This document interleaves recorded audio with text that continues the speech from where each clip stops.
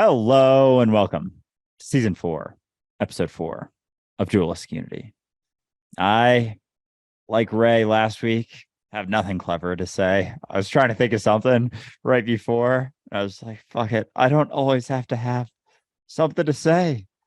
And there's an insight in that, in being able to let go of, holding on to that idea that you wanted to share, the insight that you had. Like, it's still in there. Just because it passes you or you forget what you're saying or where you were going with a certain point doesn't mean that there wasn't a message that was received or someone who resonated with the extent of what you did say, even if it didn't necessarily meet up to your made up fucking expectations of where you were going with it. Doesn't mean that it wasn't heard and doesn't mean that it isn't gone. So, and on the other hand, it's entirely possible that you piss someone off just by not knowing what to say, and they had expectations of you living up to a certain standard. What do you mean you have nothing to say? What value is that to me? And they're judging you very much based on their own needs, in which case that must suck. And it's not something that you necessarily need to be accountable for, because you're always going to create a ripple.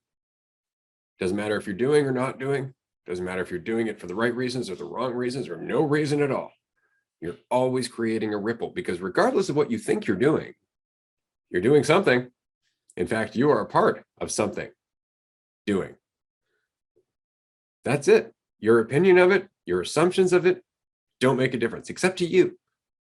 To you, they make a difference because they give you the illusion of certainty and control, or they give you some sense that you can get what you want out of it, or it becomes an ever increasingly more complex puzzle that you enthusiastically tackle because it's fun to do so.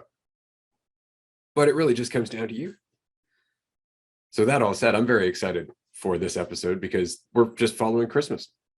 Christmas is such an interesting experience, I have to say, because I have a weird history with Christmas as a person, because I didn't have much of a support network growing up. And while I did have some beautiful Christmas memories, they were really interspersed with a lot of other memories that weren't so beautiful and were often isolated and alone or surrounded with toxicity. And so we always talk about moving past our perspective of ourselves. We always talk about moving past regret. We always talk about moving past the idea that there should be or shouldn't be something that we do with Christmas. There should be or there shouldn't be some way that we interact with people at Christmas or any other day and whatnot. And so as such, when Christmas comes up, especially if you've been raised Christian or you're raised in a society that celebrates Christmas quite a bit, there's a lot of things that can be under the surface. You might find yourself a little bit more testy on Christmas without recognizing why. You might find yourself dealing with more triggers on Christmas without them actually being there. And I think it's important that we recognize that our brain is cyclical, that it does look for comparison and it does relate back to previous experiences. And just like going back and living with your family for a little bit after a long time of living apart will suddenly remind you of what it's like or what it was like to live with them previously. And you'll start acting out old habits and wondering, why am I doing that? Christmas does that too. Christmas will bring up old habits and your brain will try to enact them. Or if you're paying attention, it'll give you a chance to watch them unravel in the light of your new awareness or in the light of your new insights that you've been practicing, so long as you were practicing awareness. So I figured we'd talk a little bit about that today. Yeah, sounds great. I know today on our Patreon calls and live streams, we've been touching a lot on family and the relationship there and the interactions that we have and the history that comes with those interactions and relationships, and just navigating all of it becomes, I think there's a process, at least it has been for me, between being in it, not questioning anything, to starting to question things, and to those not willing to go there with you, you think of them in a certain way or see them in a certain way and try and convince them to act differently than they are or see things differently than they are. And even just today, I've realized how much that desire for anyone to see anything in any certain way or to change or whatever is rooted in a lack of faith in yourself and a need for a sense of validation from other people, that, you seeing things in the way that you do isn't quite good enough for you yet. And so you need someone else to see it too, or try and convince someone else to see it too. And so, even as I said just today, I've sort of realized that if no one else changed, if I didn't convince anyone of anything ever in my life, that I would be okay.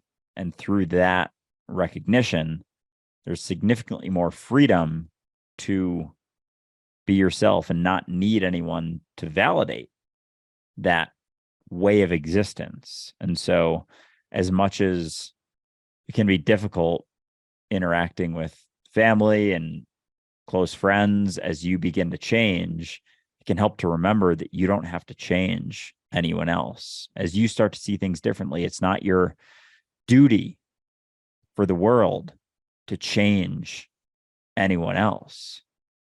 Because at the end of the day, if you are caught up in trying to change other people, you're missing a lot. You're still caught up in a lot of distortion, still perceiving a lot of division through trying to change someone else, or feeling this duty of changing the world is rooted in a shitload of the illusion still. So that's something along this quote unquote path that you have to let go of too. But it's through that letting go that you're able to express even more freedom and potentially even more clarity that allows people to see something that they weren't seeing before in you, and recognize that that is possible. But until then, you're still acting within some degree of a prison of your own making that isn't quite as different as being very caught up in the illusion of yourself and the way society is than you may think. Yeah, it's interesting, right? Because there's almost this payoff to paying attention to other people. We want them to change. Well, why? Well, because the alternative is we have to accept them for who they are, and we have to change our reaction to them. So we almost don't want to look at that. We'd rather say, no, it's in their best interest, because it's obviously working for me as I'm in conflict with them not changing. And so there's another lesson there about how we're still not applying it. And that's why it's kind of fun when you catch yourself doing it after a while. If you don't judge yourself that you're doing it, it's really easy to get caught up thinking the world should change and then forgetting that you are the world. Right? Because there's a certain degree of patience that goes with that. There has to be, right? But you're also letting things unravel over time. And so it's not about what you, the character, perceive to be the best course. It's what you, the character, are facilitating in that moment, or have the capacity to facilitate in that moment based on everything that you've experienced, so long as always, you don't get caught up in your own preferences and what you think is right. So it's just possible that you're exactly the kind of person that this other person you're talking to, who is lost and trying to grasp for things, for a sense of value and certainty or connection. Perhaps you've learned everything you need to learn to just be there and interact with them without judgment. Maybe that's why you're there. And in that, maybe they'll take something away. Maybe you'll find an opportunity to say something that does land, that does resonate. Right? But you'll never know, as long as you're sitting there trying to get them to go down a hallway that you've dictated as the right hallway to go down from your limited perspective as a singular point in this very large tapestry.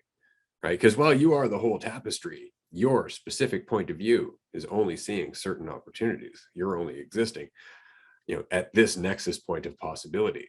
There are infinitely more nexus points of possibilities that everybody's experiencing all the time.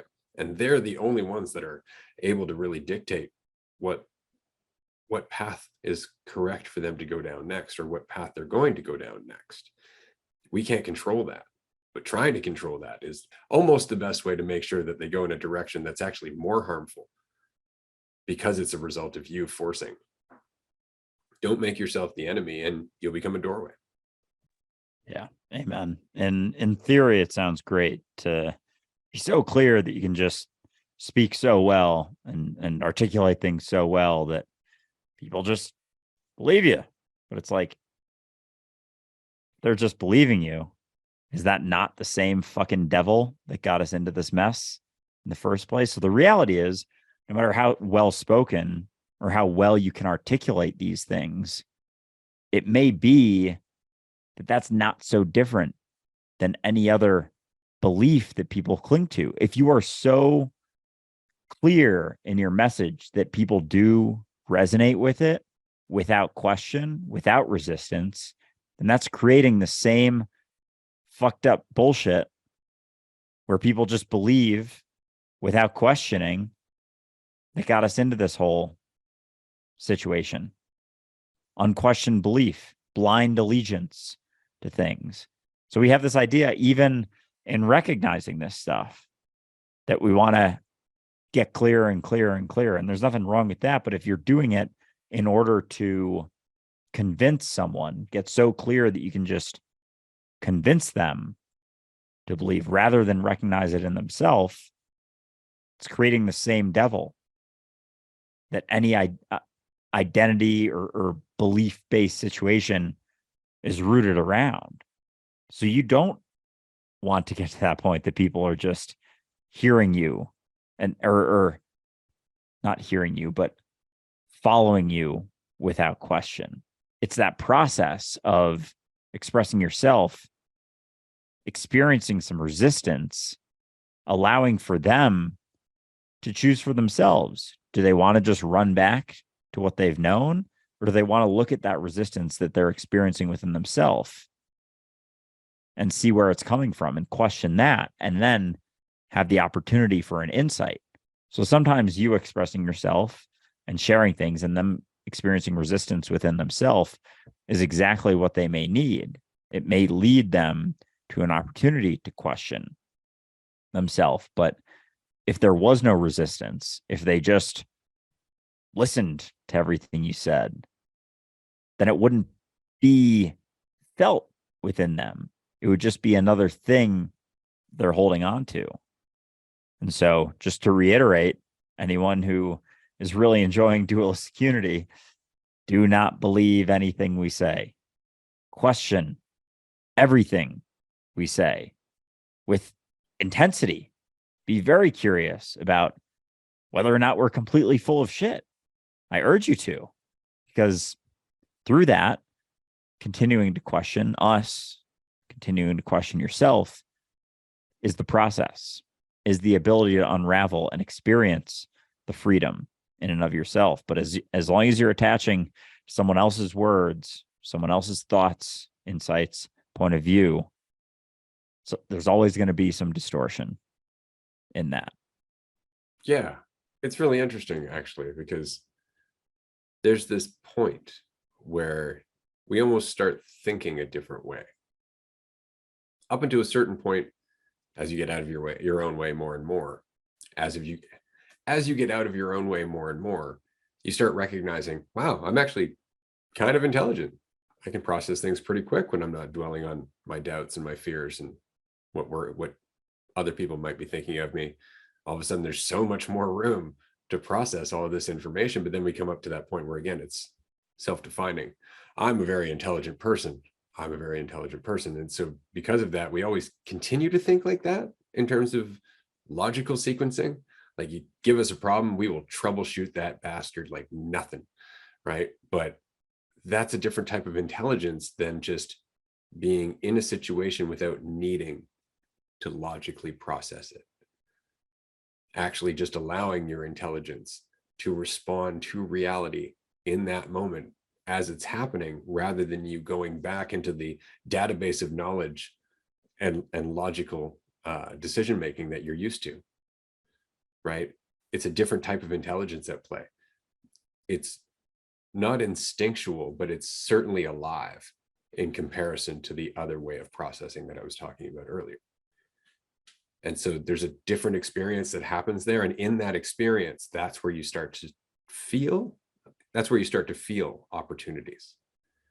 That's where you actually start to see pathways or conversations that you wouldn't have seen otherwise because you were too busy relying on your intellect and everything it's done before. You have to be in that moment.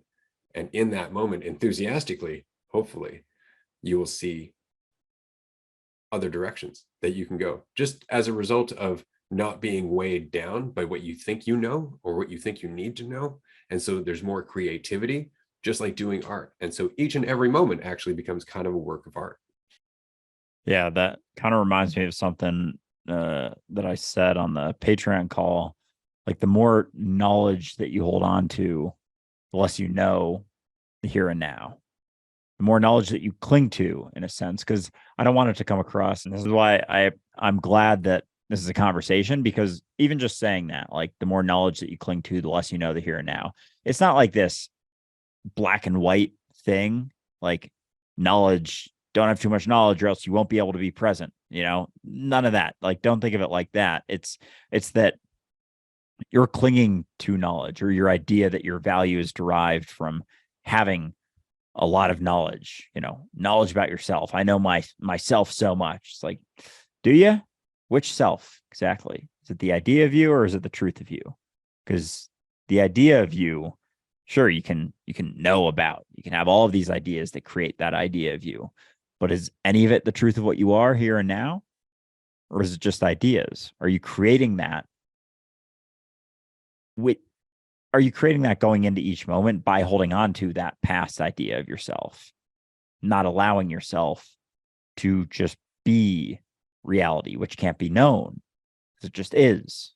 You're it, so you can't know it. You can't be the knower and that which is known, because you're just doing it. It's like a seamless connection to being yourself here and now, being here, being now, being the here, being the now in every single moment. So the more we cling to that idea that the knowledge makes us more, like understanding reality makes us more superior. It's like, do you actually know what's happening here and now?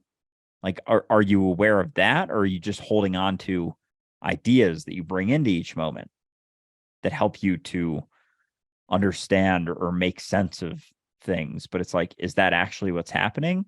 Because if it's rooted in the past, rooted in things that you've learned, other people's words, other thoughts that people have had, yes, it's still here now, but it's creating a veil over the reality of what is here and now. And there's a sense of distortion that comes with that, and lack of ability to fully experience the truth of yourself the more you cling to that idea that the knowledge is what creates anything, any sense of worth for yourself. Yeah. And it even comes down to knowledge about your character, your narrative, right? Knowledge as a whole. You think you know what's going on. So my experience this Christmas was actually kind of weird for that exact reason. Normally, Christmas for me is, I guess, a treasure trove of triggers, just going through my head, looking at all of the things that used to weigh me down, because I never had a lot of what other people have had in terms of stability or support or family or anything like that. And so it was always a point where I would judge myself and get really on the negative end of my narrative and everything that led me to that point. And over the years, of course, going through this process of questioning myself and questioning my narrative and questioning all of that as a source of value or familiarity or anything like that, I found Christmas Eve came about. And while I wasn't holding on to anything, I wasn't dealing with anything. Like, there wasn't anything that was dragging me down emotionally. I wasn't like trying to cope. There was none of that. I was just in this whirlwind of processing. Like, all of a sudden my brain was just super active all day long, just going through like my past, my present, my possible future, people in my life, people I've known, people I've talked to, people I've never known, like all kinds of stuff. And it was just processing nonstop. It was almost like I was on psychedelics, and I wasn't. And it was just because instead of grabbing on to any one of those thoughts as it went by and identify with it, I was just letting it go by.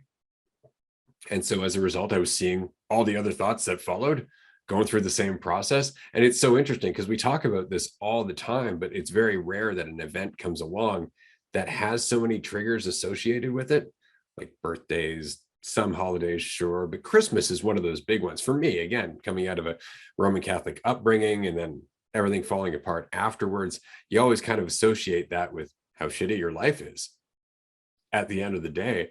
And so it's just really interesting that through that process, all of a sudden, I was just aware of all of that processing happening without actually being attached to any of it. And it's so interesting to watch. I have to wonder what next year is going to be like, because while Christmas Eve was actually really intense, like it wasn't difficult to deal with by any means, but I did find myself kind of in awe of it. Like I was quiet, more quiet than normal for sure. And it's just because I was so aware of everything that would happen from everything I would say and where everything was coming from. So I almost didn't want to interfere with the process that was happening. So I just kind of watched it happening. But then by Christmas morning, still in it, had my stride. I'm just like, this is fun. I'm just going to let this keep going. So Christmas Day was exactly the same in terms of that sheer amount of processing happening. But it was like I was dancing in the middle of a storm. And it was a really interesting experience. And so I just wanted to share this because this is a result of, again, a lot of personal work on my part. And I know a lot of you are on this path dealing with traumatic upbringings or traumatic memories, things from the past, going through triggers, stuff like that. And you're going to have days that tend to drag you back into your narrative more often than not. I just want you to know, keep at it. It changes tone. It really does. This was a fantastic weekend. I have to admit, like it was probably, I think, the best Christmas I've ever had. That's honestly super impressive, because I feel like when you started saying that, how on Christmas Eve you were aware of all of the processing happening, but you almost like didn't want to interfere. My initial thought as you were saying that was like, ooh, that, like, I feel like I could understand that. And I've gotten very caught up in that of like not wanting to interfere, but then that's like still caught up in my idea of myself of like, ooh, how am I gonna, like, it can almost freeze you, like it can paralyze you, that level of clarity, how it goes. So it takes some, not, I don't want to say effort by any means, but a certain degree of stepping into the unknown and a certain degree of faith in yourself to see things like that, and then willingly step into it, knowing the gravity of everything that you do, like the impact of everything that you do all the time. Like when you really start to settle in on that, it can almost, as I said, be paralyzing in a way, but it doesn't have to be. That's just one option. That's just one perspective of it. And it's like, if you're very much caught up in the idea of yourself and, your value being at all tied to those repercussions or the response to whatever you do, then it can be very scary. And that's how a lot of people live. I think they may have a sense of clarity of the impact, the potential impact that everything they do could have. And all of a sudden they're just not doing anything. They're not interacting with society at all. They're hiding in their room all day, not wanting to do anything. So that's a part of this sort of path, I guess, that people don't, I think it takes a while to recognize. Like when you start to see things more and more clearly, that's like from all perspectives. And the clearer you get, the more you're able to see that from all perspectives, as opposed to just, your own characters. And so there's a lot of potential weight that comes with that if you let it, but it doesn't have to. So it's like a stepping into it and then a stepping through it and just being like, yeah, okay, fuck it, let's keep rolling. Like, let's keep going, seeing where this goes. Because it doesn't actually, like, it changes everything, but it doesn't change anything. You're still interacting with reality. You're just seeing that it's not something else. You're just interacting with yourself. And so inevitably, everything you've always done has had impacts. And the more sensitive you get to that, the more you feel it, the more you feel it in yourself. And so with that comes a sense of responsibility that I think is a lot stronger than it was when you perceived yourself as something inherently separate. But it doesn't mean that it has to stop you from doing so. It's almost more comfortable when we believe in the subconscious. And I'm glad that this came up, because it's definitely a subject that we need to explore. Because what we're saying is that the more aware you become, the more clear you are, the more you relax. I just want to make that one clear. The more you relax, the more you start to see why you do everything you do and the ripples that will come from them. And in that state, you're looking at motivators and you're looking at fears and insecurities that are deep, that most of the rest of the time you're not even aware are there. It's not that you're aware that it's not that you're not aware they're there so much as you don't want to be aware they're there. You have lots of reasons not to be aware they're there. You've got shit to do, stuff to worry about, what people think of you, so on and so forth. And so you're in a different state of mind where those deep down motivators and fears and influencers aren't in your awareness.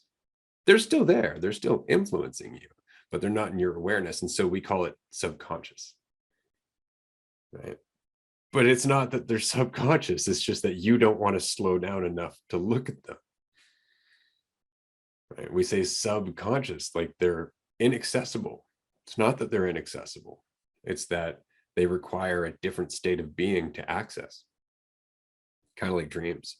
I think that's kind of the point, is that in a state of awareness, you are conscious. The subconscious starts to dwindle the more your awareness increases, until you're just left with choice.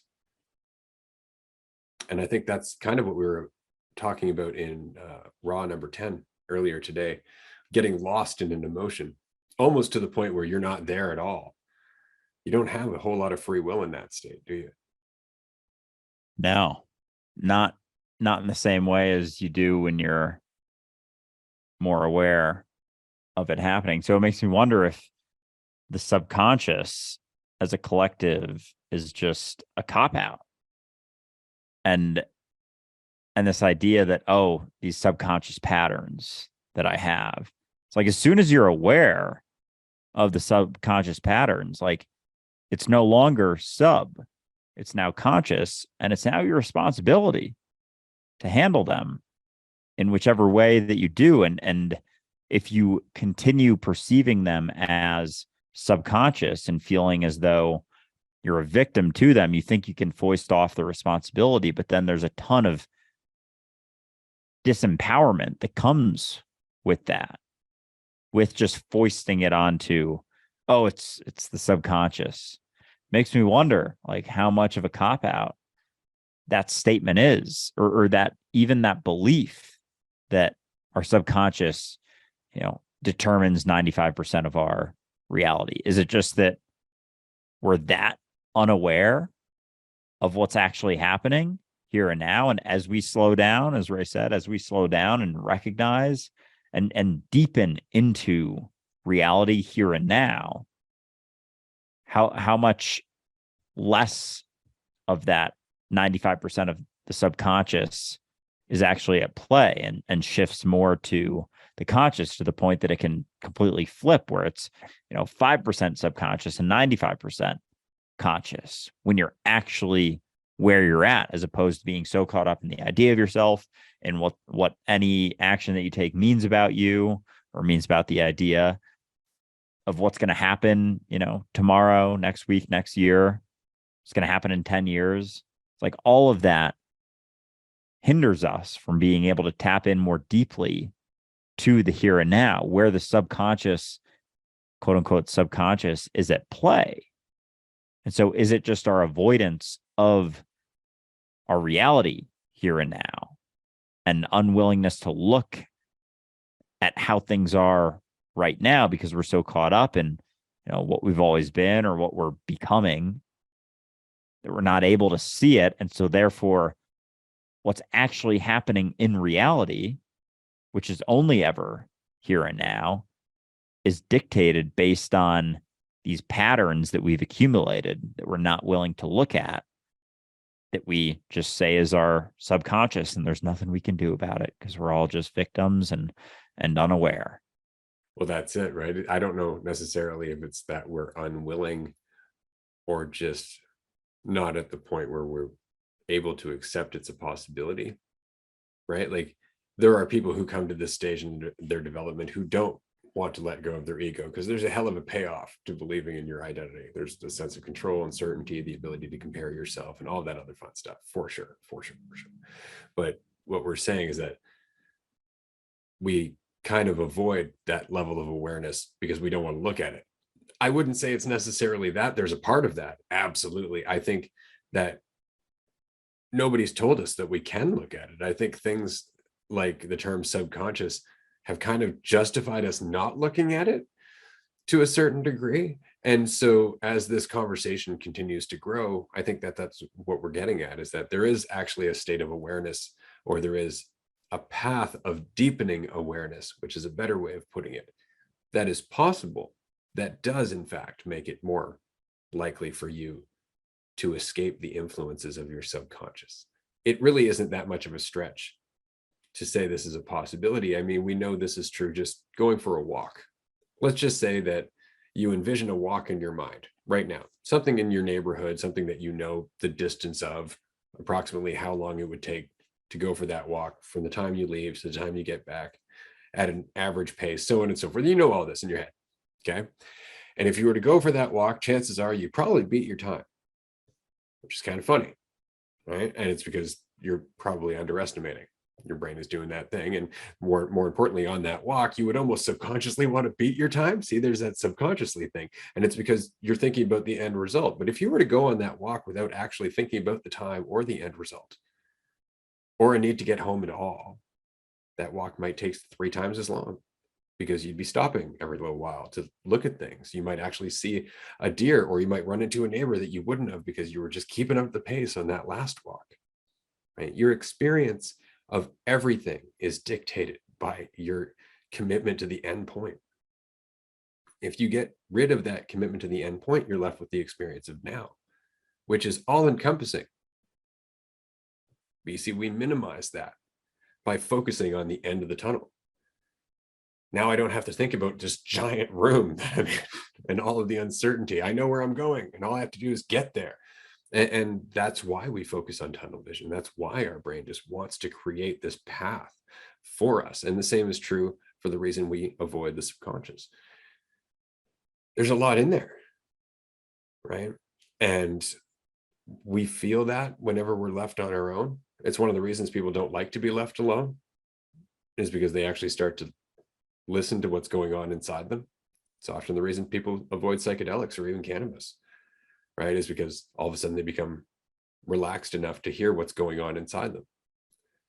That is an endless rabbit hole, until finally you recognize that underneath all that habitual thought, underneath all that habitual perception, is the here and now, and the option to do whatever you want with it, but with complete awareness of what you're doing and why. And I think that's the experience that we don't necessarily contemplate as possible. I think that that's something we don't talk about. I think often it's just, oh, we're saddled with our subconscious. We got to do the best we can despite that. And I think we're always chipping away at our subconscious, even when we're not deep diving into it, even when we're not in a state of clarity. Just going through some hard shit is changing your subconscious. It's changing the wiring of this whole structure. And do think of it like that. Think of it like a structure, because when we say subconscious, it kind of makes it seem like it's out of reach. It's not about that. It's kind of like the layer beneath the layer that you are consciously operating in. It's still attached to the layer that you're operating in. So whatever you do right now is still influencing the deeper stuff within you, whether you recognize it or not. It's just that when you relax deeper into that stuff, it's almost like you have more of an ability to unravel the strands, because you are relaxing deeper into that stuff, as opposed to just chipping away at it from the surface, which does work, but way slower. but with less fear. Yeah, definitely. I have a example sort of along these lines of this type of situation that I've experienced recently. So as I've talked about in the past, like love walking, always told myself I was a big walker. I didn't really like running, didn't do it very much outside of sports. I did when I was younger a little bit.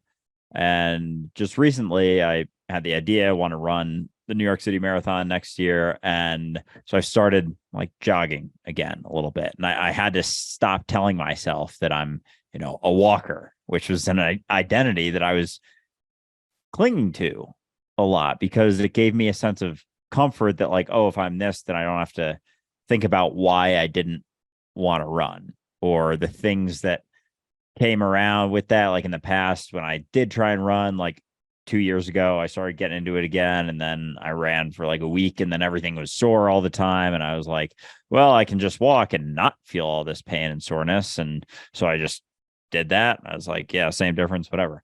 And so I realized how much I was identifying with that and saw it sort of as an opportunity to let that shit go and let that idea go. And so I've been just like getting out for jogs, a couple miles here and there. And yesterday I ran more than twice as much as I've ever run in my life, and more than 4 times as much as I have in the last couple of weeks of running. And going into it, Ray was talking about the end point and kind of going on a walk, have an idea, whatever, blah, blah, blah. I had no end point in mind going into it. Just going to go jog a couple miles. And so I started and it's like feeling pretty good, enjoying it. I pretty much have stopped around 3 miles. I've done like 2 to 3 miles at once. That's the most I've done recently. So that's kind of been my benchmark. So yesterday I was like, all right, I bet I can push past that a little bit more. And so I did 4 and I was still running. I was like, oh, I feel pretty good. Like, let's just see how long it goes. Let's see how long I can go. And I'm not feeling shitty, whatever. So I get to 5 and 6. I'm like, I can keep doing this. And I get to 8. And then it hits me like, oh, I could easily get to 10. Like I still wasn't feeling bad at all. And I wasn't holding on to any idea of where I was gonna get to. And then it kind of hit me like, I bet I could get to 13.1, which is half marathon, because I was still feeling pretty good. And then I got to 10, and then stuff started hitting me, but I had kind of said, fuck it, I'm just doing this despite how I'm feeling. And then I finished off and I ran 13.1 miles yesterday after never having run more than like 6 in my life. And it kind of blew my mind because I'm sore as fuck today. Like I'm definitely, the pendulum swings and I'm like hobbling around the house today. But it's weird because I always had this idea that I wasn't a runner, and I did it in a decent time. It took me 2 hours, which is, you double that, it's like a 4-hour marathon. Obviously, it's way more miles, so you probably won't keep that pace up, but maybe you will, who knows? But it was from not having expectations of how it was going to go. It was just like, let's see what we can do. Let's see what we're capable of. So I wasn't telling myself anything. I wasn't telling myself that I could do it, but I also definitely wasn't telling myself that I couldn't do it. It was like I was just doing it. I was really like enjoying the experience of it.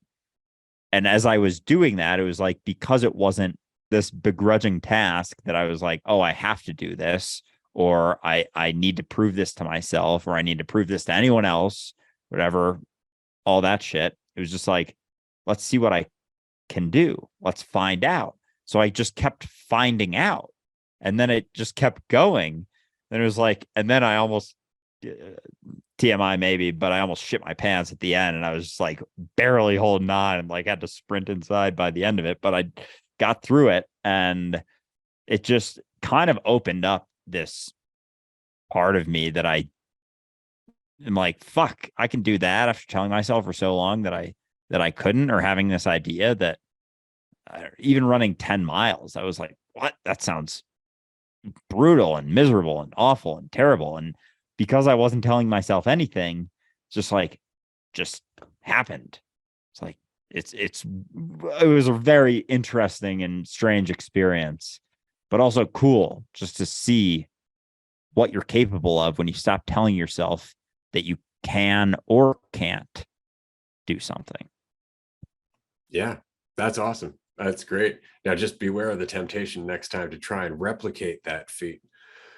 Measure yourself up. I did 13.1 last time, because then all of a sudden your brain's working against you again. So it really is just each and every time, as always, surrendering to the moment. It's not about getting back to a previous experience of the moment, because that's not the experience you had, which is kind of the pain in the ass about thinking back to the previous experience of presence that you had. You're not actually remembering that previous experience of presence. You're remembering an image of that presence. It's kind of like thinking back to a memory. You're not actually remembering what happened. You're remembering a very tiny, tiny kind of reflection of what happened without any of the reality to it. So it's kind of important to remember that the present is the same way. The experience you remember having, like if you happen to ever run across somebody, or if you happen to ever want to say this to yourself, and you're like, oh yeah, no, I know what ego death feels like. No, you don't. And the only reason I say that is because it's never what you remembered it feel like. That's kind of the point, right? It's always new.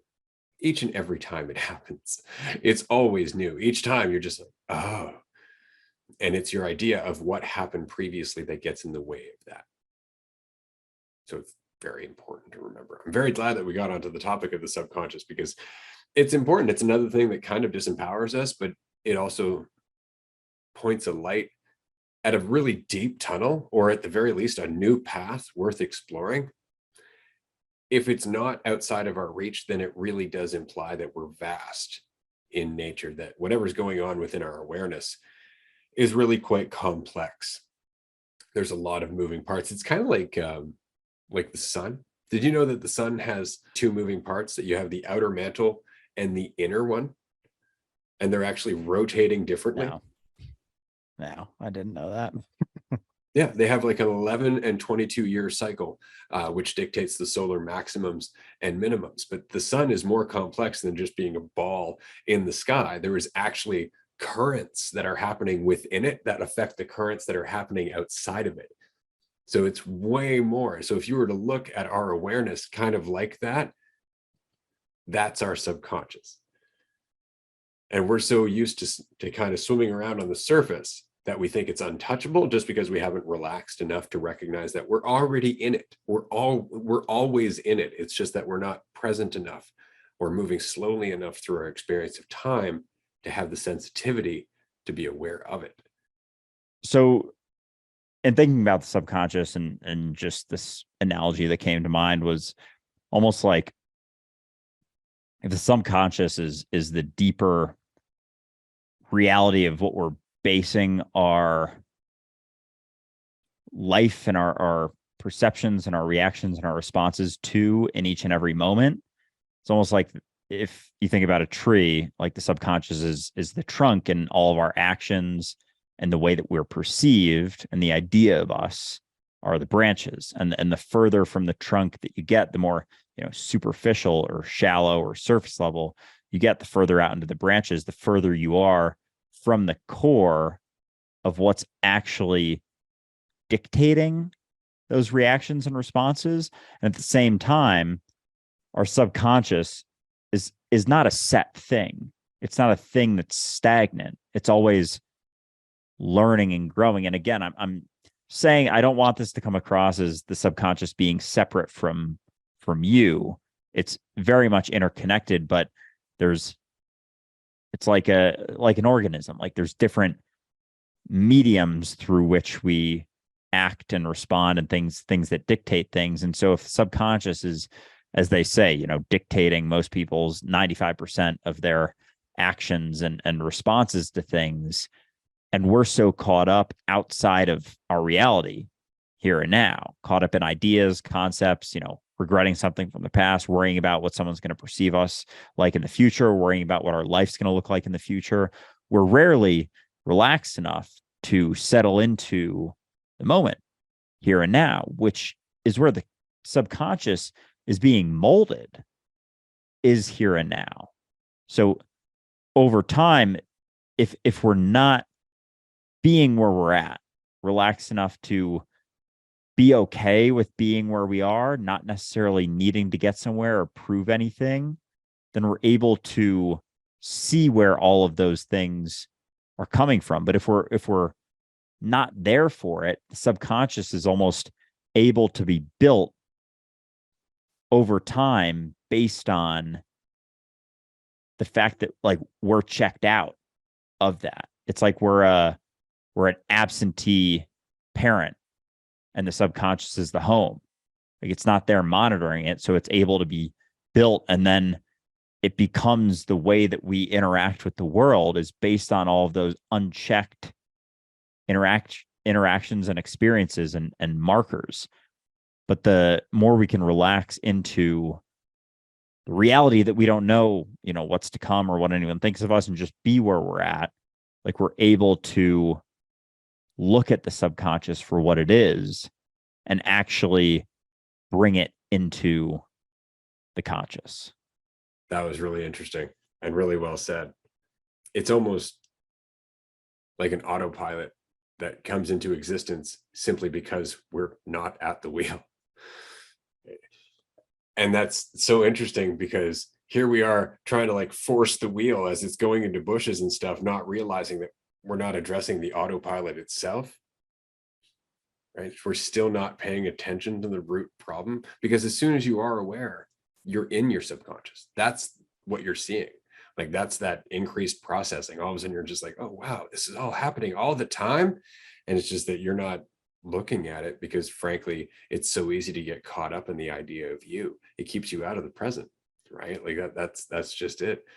That's really, really interesting. And yeah, as you relax into that state of awareness, you can see what's happening on that deeper level and in different ways, because the deeper you go, the more abstract and emotional it becomes, right? That's where you start getting really towards your real triggers, towards the stuff that started with birth onward and so on and so forth. The fear of death, wanting relationships, all that, like that's deeper stuff that we kind of try to deal with in like therapy and psychology and so on and so forth. But it's a very different experience to be in it, looking at it without getting caught up in the workings of it. And in that moment, what's interesting, and this is something that dawned on me while you were speaking, when you are free of that, when you are watching that process, you start to recognize that everything that you're doing still kind of makes sense according to all of those processes. Like you're free of it, you're watching it happen, you're aware of the influences, you're still making choices. But what's interesting is that in that state where you're free of the narrative, when you're free of those things pulling you or pushing you or anything else, that's when everything seems perfectly appropriate. It totally dawned on me that that's the experience I was having at the retreat. Relaxing past the subconscious is synchronicity.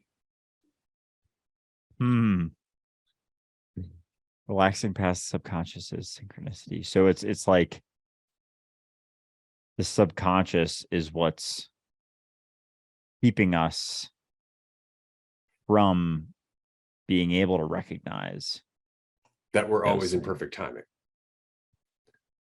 Because we're taking control, or rather because we're holding on to an illusion of ourselves being outside of that perfect timing, outside of everything that's always happening. And it's just because we're, again, letting our subconscious kind of take the wheel, as opposed to just witnessing what we always are.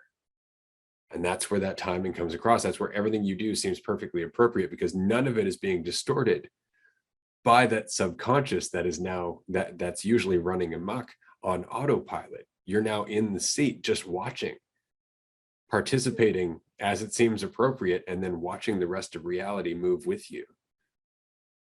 That's really interesting. I just wanted to say that's really interesting, and it's something I'm going to chew on for a few days now. Yeah, likewise. Like it's always, so it's recognizing that it's always there. It's always happening perfectly. Everything is. And it's almost like our society as it is caught up in so many different things is just an expression of how far we are from recognizing that it's always happening. It's like and it builds upon itself, that distortion. Because now, if I go out and say everything's happening perfectly, exactly as it should, people lose their fucking minds. They're like, what? Look at this.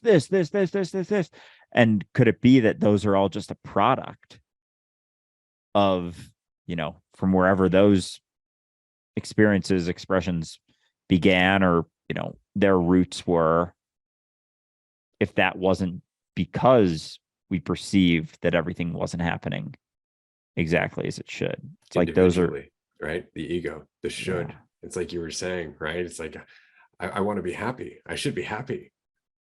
Not playing our part. Yeah, it's us superimposing our idea of where we should be, or where we think we should be, always thinking that, oh, fucking A, thinking that whatever we're doing, it's not where we're supposed to be. We're so caught up. And that's why that idea, that word should, thinking that I should be in a place, I should be feeling differently, like that's what leads to all of our, or for the most part, our anxiety, our fear, our worry, is that things should be different than they are. And so through that desire, belief, we do shit to change it. We act, we try and cling to control, figure out where we should be, avoiding the fact that it's always right there. And so everything that we do is in reaction to that false belief. Yeah. And we separate ourselves from everybody else as a result. Right. So very interesting, where, again, in this state of awareness, you're just with everybody else. Right. It's not coming from a place of distortion or lack. It's just coming from being and existing. And I guess that's the point, is what's possible in that state of mind. What is possible to a society that's not hell-bent on trying to satisfy an illusion that can never be satisfied? Because that's the problem with identity, is it can never be satisfied. It's always going to be something that you're going to have to defend or hold on to or feel threatened. Always. You're never going to get out of that. Even if you become a billionaire who's running for president, surrounded by yes men, people are still going to call you out. People are still going to threaten your ego just by disagreeing with you, just by not liking you, because that's the cost of identity. Right? It never equals fulfillment, ever, regardless of how much you might want it to. So it's really important to recognize, I think, that good intentions have a cost to some degree when they're not coming from a state of awareness. Right? You have to be aware of where your intentions are coming from, or perhaps they're not as good as you might think. Right. And that's kind of important. But I'm very curious as to what would be possible in a society where we recognized, again, we're not in the driver's seat. Like this subconscious that's twisting us is twisting us because it's habitual and it's built over time out of necessity. There's nothing wrong there in terms of it developing over time. But it's interesting that we haven't figured out a way yet to really get to it before it starts causing long-term consequences in our lives, particularly in our 40s and our 50s and our 60s, where that habit's gone unchecked for so long that we don't even recognize why we think a lot of what we think. And I just want to take a quick note to say psychedelics actually really help with this, because again, they're kind of resetting your default mode. So you are in a state of being on the ground floor, being totally uncertain. There's no subconscious to deal with in that state, because you're just paying attention to the present where you are. And that's very much the experience that we're talking about, come to think of it. Yeah, it's funny how that's the case. Even with that tree analogy I was working through, like being on psychedelics can help you to more clearly just be where you're at, not be caught so much in what's been, or potentially what's to come. And so obviously, as we've said, that's available without psychedelics and in a completely sober state, but it can help you to shift or be a tool for a bit to help you to be able to see that and possibly shift that perspective and recognize that, especially as you get older, especially getting into your 50s, 60s, 70s, that there's another way you can see things that becomes less and less easy to tap into or recognize in a sober state as you get older, because it's what you know, and it's like it's digging a deeper crevice in, you know, the ground floor of reality, the way you think things are. And because there's so much built around that, a sense of comfort, sense of security in a very uncertain reality that comes with all of those beliefs, it's like letting go of that, you think, is letting go of your comfort, of your certainty, even as those things become prisons and cut you off from the truth of what's happening in reality, from the flow of reality, from the freedom that's possible when you let go of those ideas and beliefs. So, yeah, I feel like psychedelics is definitely an avenue with which, especially as you get older, you can more clearly tap into what's happening in the subconscious and what's guiding some of those things and ideas and the way you think things are that may not be, because you've just been going about them unquestioned for so goddamn long. So I want to go back for a second to this conversation about the subconscious, because I noticed we started going deeper into that, and it got to a point where it became paradoxical, and we almost bounced out of that conversation. And I thought that was really interesting, because this conversation starts to get really uncomfortable right around here. But we were talking about relaxing past the subconscious, which means, so when we're acting out our subconscious, we're in the flow, we're still connected to everything, except that we feel completely out of the flow. Like we feel disconnected, we feel lost, we feel confused, we feel lacking, and we're acting out all of that stuff, which is all coming from a large degree of what we're doing habitually underneath the surface. Like we're dealing with the superficial stuff that's coming from that deeper stuff, right? But that deeper stuff is still down there, and it's twisting our perception of what we're doing. Let's just say, as much as it might be twisting what we're doing. So when we relax past that, and all of a sudden we're not thinking about ourselves anymore, everything seems perfectly timed. All of a sudden, everything we're doing seems to be appropriate to everything else that's happening, and we're more inclined to be led by reality rather than feeling disconnected from that reality. And so the question is, do our actions change in that state? Or is it simply that our state of mind is changing to no longer be resisting our actions? Oh, like, could that be tied into following your gut in a way? Like following that gut feeling that you have deep down is just being able to go beyond what your subconscious is telling you. Is it almost like our subconscious gets in the way Or is of our trying to gut take ownership reaction? of? Yeah.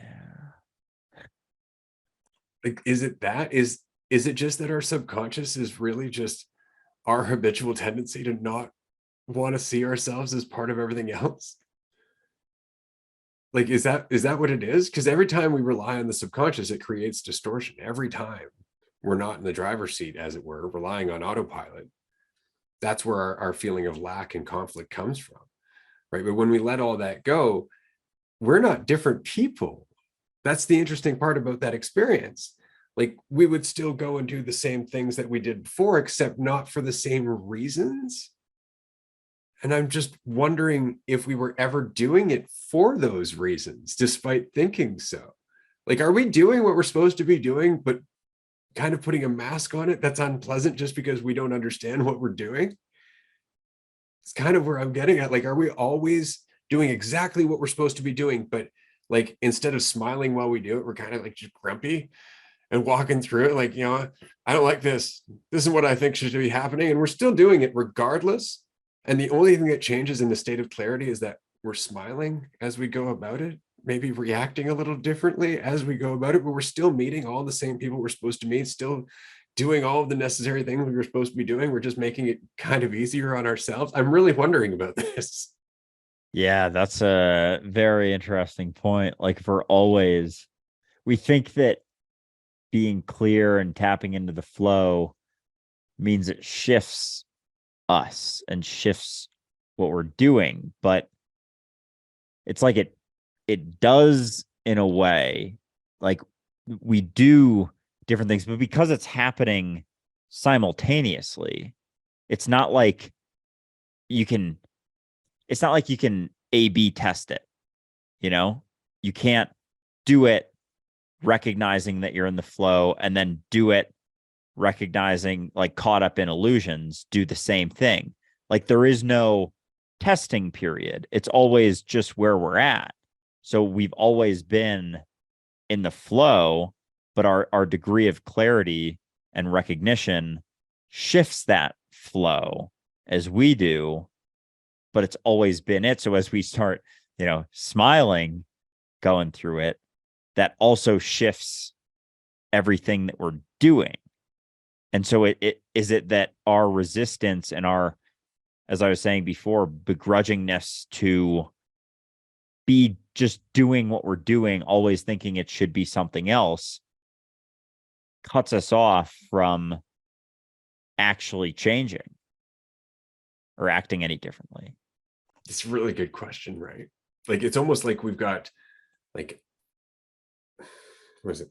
Like two drawings, one on top of the other, like they're the same drawings, but they're slightly out of alignment. Right. So we're seeing the one image and the other image that's just slightly off. It's not that we're not still seeing the same image. It's just that we're not seeing it as it is. We're seeing it according to our own distortion or our own angle. Right. That's so very interesting. So is all of this then, because we've referred to it as distortion before, we've referred to it as seeing it just a slightly bit off, right? So is all of this conversation, is dualistic unity entirely just about that distortion, about the fact that we are habitually looking at things just slightly askew, but that nothing would change otherwise except the ease with which we go through the journey, or the ease with which we learn these lessons, as opposed to kicking ourselves as we go through? Because how many lessons have you gone through that you've made it harder on yourself to go through by just resisting and making that distortion worse and making it harder for you to actually see the pattern? And because it's all happening simultaneously, like your willingness to let go of the idea that you should be doing anything else, it's like that does shift what you're doing, but that's part of being that flow as well, just like it always has been. And you've just had this perception that it isn't it. So as your perception of it shifts, it aligns, clarity arises, and your actions shift, but your actions have always been shifting. You've always been doing different shit at all times. So it's just the more clearly you recognize it, you're continuing to shift, but it's no differently than you've ever shifted your entire life, with or without that degree of clarity. And what do you mean by you?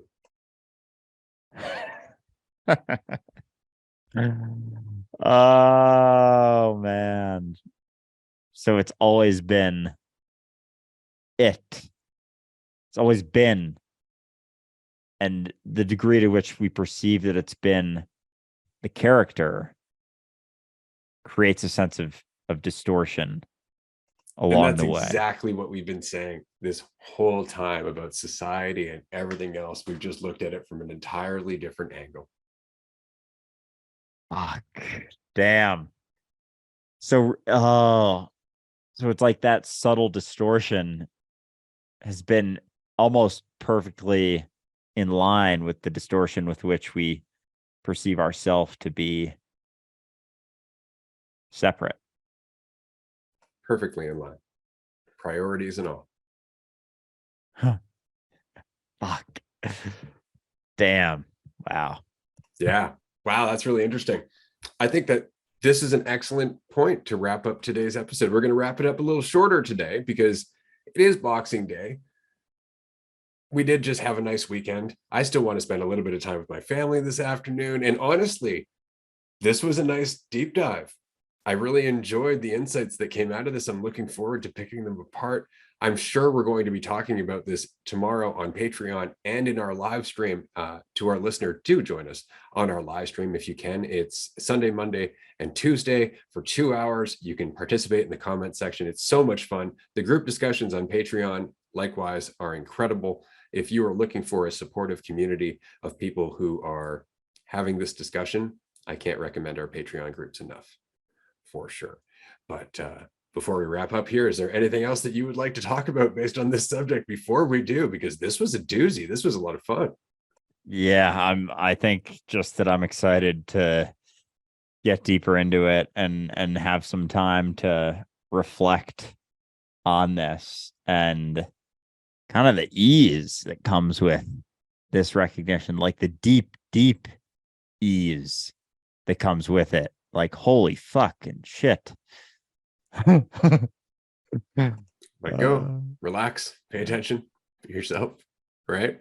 And it's the same thing. It's always has been. Nothing has changed except we've just looked at it from a different perspective that made it resonate a little bit harder or a little bit deeper, which is the process that we were communicating this whole time, is that it continues to deepen. And because of our listeners, because of our community, we're able to see this with more and more clarity. And so we want to thank you, dear listener, for joining us here today, for sharing this insight with us. If you have any questions, if you have any thoughts of your own, definitely drop them in Discord because we would love to hear what you have to say. Bye, everyone.